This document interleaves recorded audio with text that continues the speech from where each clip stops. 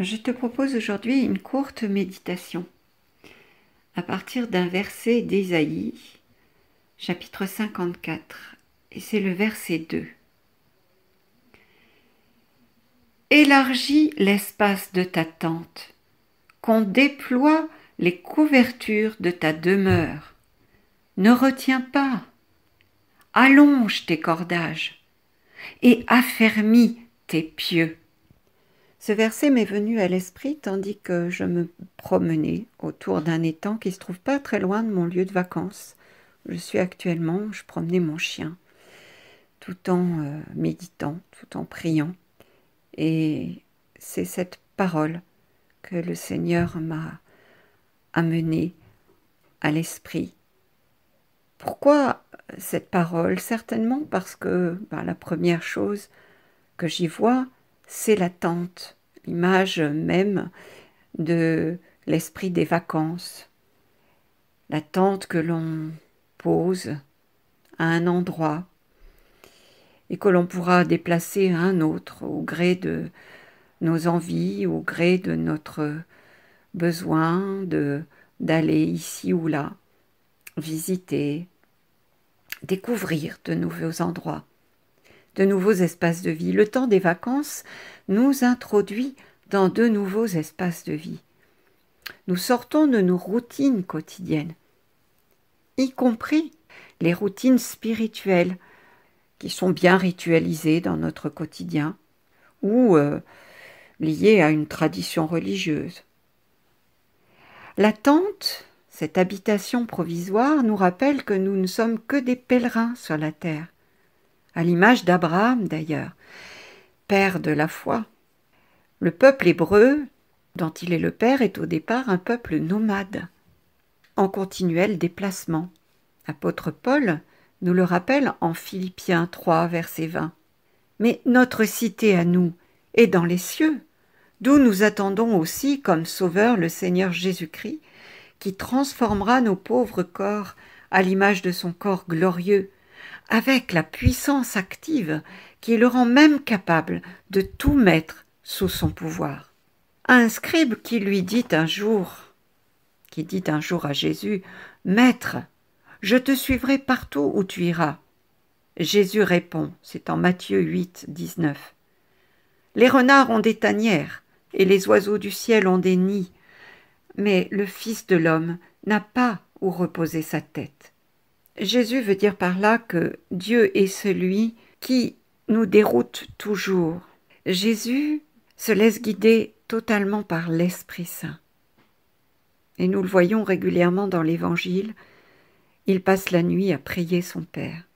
Et au matin, il décide de ce qu'il va faire. Il décide dans la mesure où le Père l'a inspiré de le faire. Il fait ce que lui dit son Père. Il n'agit qu'en fonction de ce que lui dit son Père. Il nous le dit d'ailleurs, que tout ce qu'il fait, il l'a vu d'abord faire par son Père. Dieu est celui qui nous déroute en permanence. Il nous rappelle que nos sécurités humaines, nos projections, tout ce qui nous rassure, ces sécurités humaines, en réalité, n'en sont pas. Car Dieu seul est notre destination. Dieu seul est le lieu de notre repos. Notre seule sécurité dans un monde où tout peut basculer à tout moment. Nous le voyons en ouvrant les informations, en écoutant ce qui se passe dans le monde, et tout récemment encore cet incendie à Hawaï où une ville entière a brûlé. Des gens ont dû fuir et il ne reste rien de leur habitation, rien de la ville qu'ils connaissaient, rien de ce qu'ils avaient pu, de toute la vie qu'ils avaient pu mener jusque-là. Les images sont assez effrayantes. La même chose quand il y a un séisme, ou en cas de guerre, bien sûr, comme en Ukraine, lorsqu'une ville est entièrement rasée. Qu'est-ce qu'il reste de nos sécurités, de tout ce que l'on a pu construire, en pensant que ce serait là, sans doute pour nos enfants et peut-être nos petits-enfants, et toutes ces projections. Oui, tout ça peut être détruit en un instant. Alors, Dieu nous rappelle qu'il est le seul permanent, la seule permanence, la seule sécurité, vers laquelle nous devons nous tourner. Dieu nous invite à le chercher en permanence, même lorsque nous sommes apparemment en sécurité et bien installés. Toujours avoir cette attitude intérieure du nomade, de celui qui se sait fragile et dépendant de ce Dieu qui est sa seule sécurité et qui veille sur lui. Ce Dieu qui nous donne tout ce que l'on a, la maison, le toit sur lequel on s'abrite, la nourriture que l'on mange, et même la famille dont on est entouré, qui nous a tout donné. Dieu nous invite à le chercher en permanence, à le rechercher toujours, au-delà de nos certitudes, au-delà de notre zone de confort, y compris religieuse, parce qu'on peut facilement vivoter dans une pratique religieuse, qui peut nous rassurer, bien sûr, c'est rassurant d'aller tous les dimanches au temple, à la messe, et de revoir toujours les mêmes personnes, et de sentir qu'on est bien entouré. Tout ça nous réconforte. Et pourtant, Dieu est comme l'infini du navigateur sur l'océan. Et plus il semble qu'on s'en approche, et plus il s'éloigne. Alors, l'attente de ce verset d'Isaïe me fait également penser à la fête des tentes, qui pour le peuple juif s'appelle la fête de Sourot, et qui dure une semaine, et pendant laquelle on commémore l'Exode, c'est-à-dire les 40 années passées au désert par le peuple d'Israël. À l'occasion de cette fête, qui se trouve fin septembre, les fidèles juifs construisent une petite hutte avec des branches dans laquelle ils dorment et mangent pendant une semaine. On peut trouver ce passage en Lévitique 23.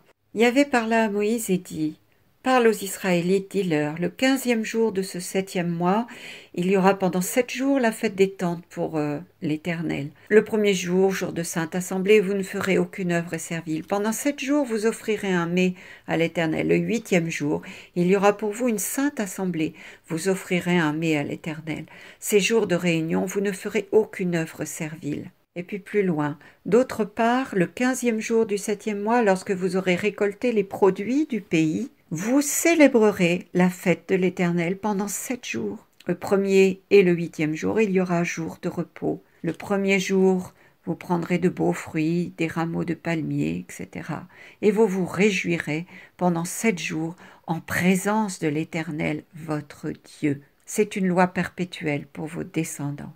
Tous les citoyens d'Israël habiteront sous des huttes, afin que vos descendants sachent que j'ai fait habiter sous des huttes les Israélites quand je les ai fait sortir du pays d'Égypte. Je suis l'Éternel votre Dieu.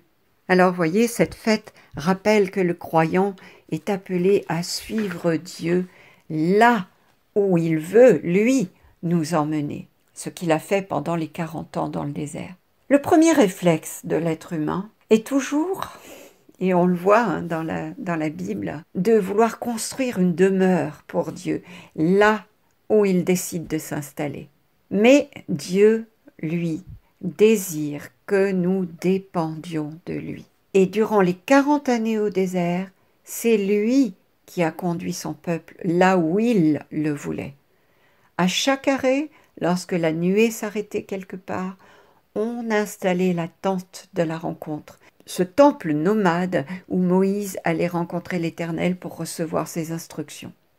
Et plus tard, donc comme je le disais, lorsque le peuple est bien installé en Israël, le roi David va vouloir construire une demeure pour Dieu.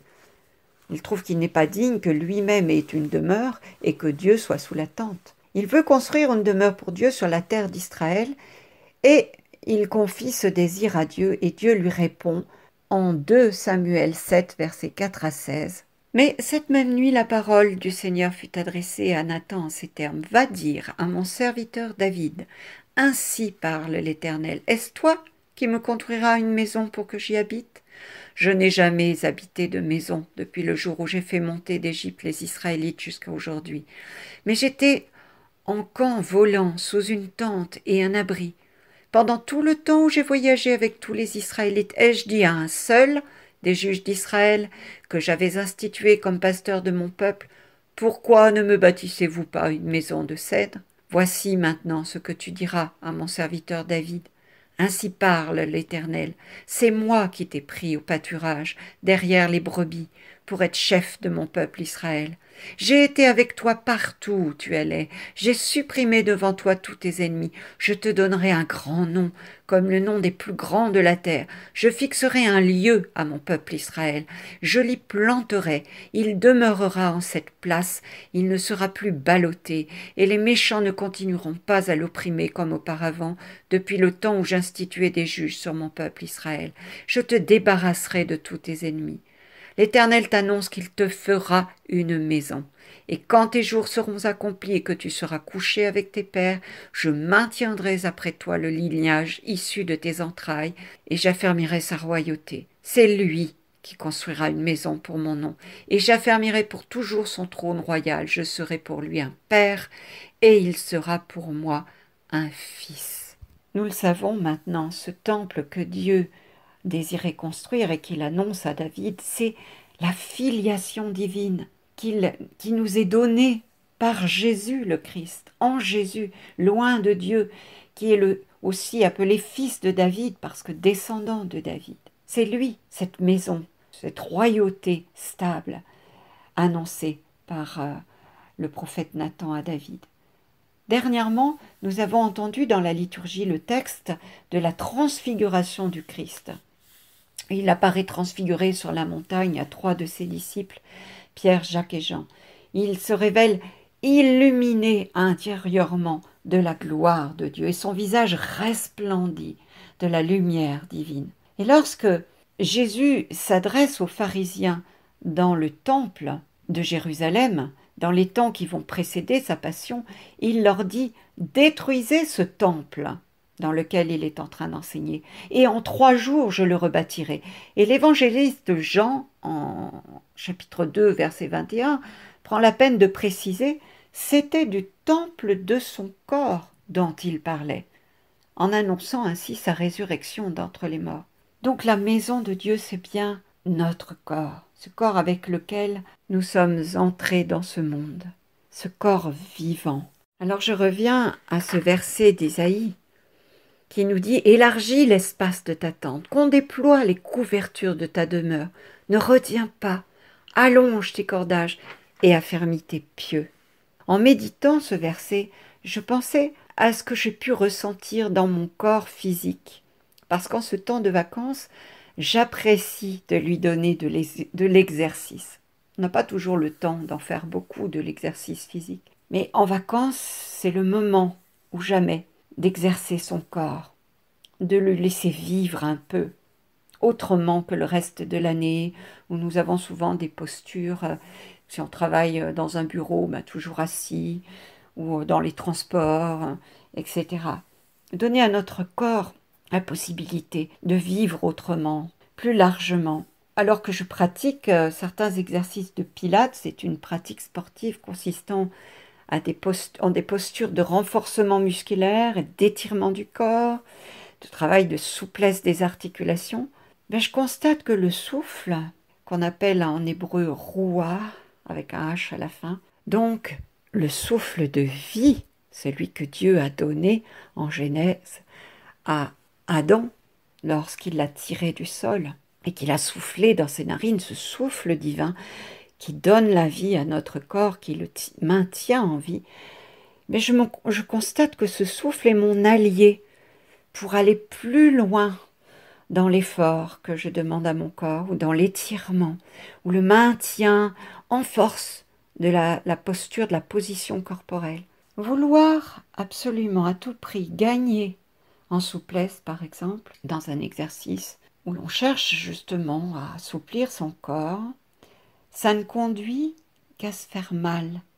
Mais si l'on y associe le souffle, en inspirant et en expirant, dans la détente, en cherchant à garder cette détente, tout en laissant son corps trouver un certain lâcher-prise dans la position, eh bien, on crée une ouverture naturelle dans le corps qui s'adapte en douceur et lui permet d'aller plus loin dans la posture. Oui, la tente de mon esprit, c'est mon corps.